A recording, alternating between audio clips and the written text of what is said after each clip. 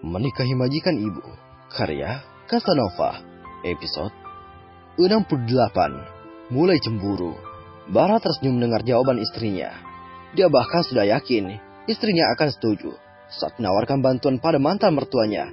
Bara mengenal jelas perempuan yang menjadi istrinya saat ini. Dari gadis kecil yang selalu tersenyum ceria di segala situasi, hingga tumbuh menjadi remaja manis.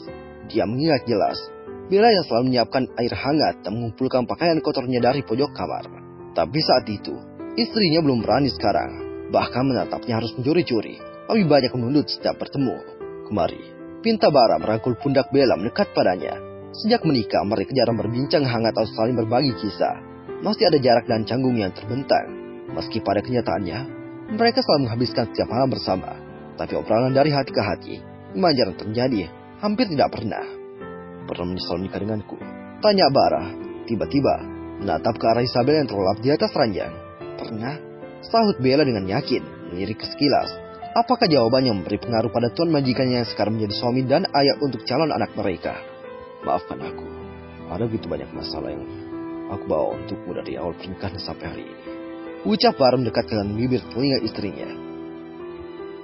Akhirnya kamu menyadarinya. Ucap Bella menatap dengan ujung matanya. Sweetheart. Rangkulan tangan di pundak Bella berganti menjadi pelukan hangat. Lirikan mata Bella bagi Bara terlihat mengemaskan. Betapa dia merindukan istri yang manja dan selalu menempel padanya.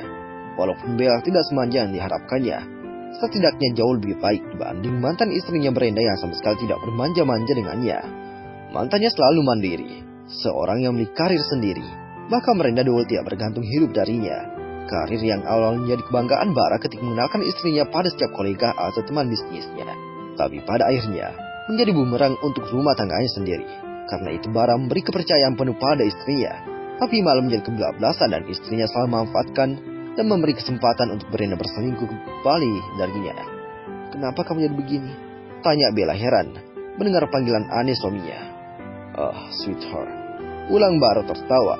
Tapi kali ini tidak ditanggapi Bella. Mas, aku merindukan ibu. Ucap Bella.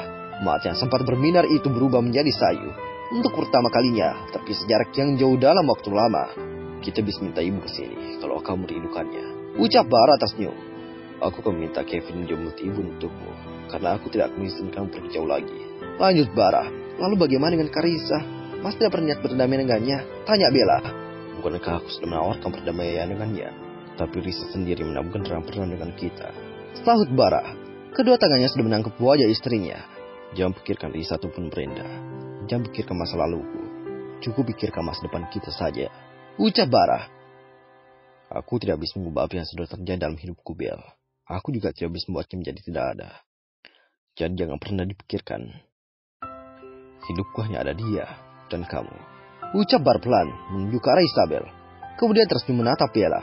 Mengusap lembut perut terata istrinya. Juga dia yang ada di sini. Lanjutnya lagi. Mas, ucap Bella merangkul kedua tangannya di leher Bara. Aku harus mintakan Ince kamarnya dulu. Ucap Bara lagi, mengecup kedua pipi istrinya sebelum melepaskan diri dan beranjak pergi dengan menggendong Isabel. Tak lama, Bara sudah muncul kembali dengan segelas air hangat. Dengan cekatan tangannya sudah menarik laci nakas dan mila-mili vitamin yang harus diminum istrinya. Minum vitamin sekarang, Bel. Setelah itu tidur. Perintah Bara. Terima kasih. Sahut Bel tersipu. Perhatian Bara bertambah sejak mengetahui kehamilannya. Suaminya juga jauh lebih perhatian dan pengertian padanya. Masih mual dan muntah. Bara bertanya saat keduanya sudah kembali ke atas tempat tidur. Tidak begitu, hanya di pagi hari saja, dan itu juga sudah tidak terlalu parah. Sahut Bella menarik selimut menutup habis tubuhnya. Besok Kevin dari sekretarisku akan kesini. Aku harus ke Bogor pagi-pagi dan tidak sempat ke kantor. Cerita Bara mematikan lampu utama dan menyalakan lampu tidur di atas nakas. Gumam Bella. Setelah itu tidak ada suara lagi. Keduanya sudah terlelap di dalam mimpi indah, saling berpelukan dan berbagi kehangatan. Malam berganti pagi. Matahari pun mulai muncul malu-malu di ufuk timur. Pak Rudi sang sopir pun sudah mulai memanaskan mesin mobil.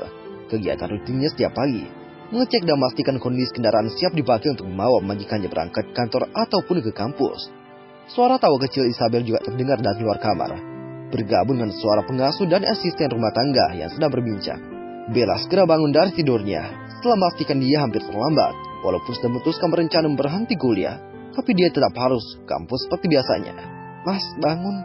Kamu sudah terlambat," bisik Bella mengguncang pelan bahu kekar suaminya. Laki-laki terlalu lelah. Tidurnya pula sekali. Bella hanya bisa mendengar suara dengkuran halus yang teratur dari Bara, yang masih belum terganggu dengan gangguan kecilnya. "Mas, bangun!" Tepuk Bella kembali, sedikit lebih kencang. Kemudian berlari ke kamar mandi. Dia juga harus bersiap-siap kampus pagi ini. Bara terkejut. Tepukan Bella lumayan keras. Mengerjap berapa kali kemudian tersenyum menatap punggung yang menghilang di balik pintu kamar mandi. Tidak membutuhkan waktu lama. Keduanya sudah siap dan keluar kamar dengan pakaian rapinya. Bella sudah menenteng tas yang biasa dipakainya kampus.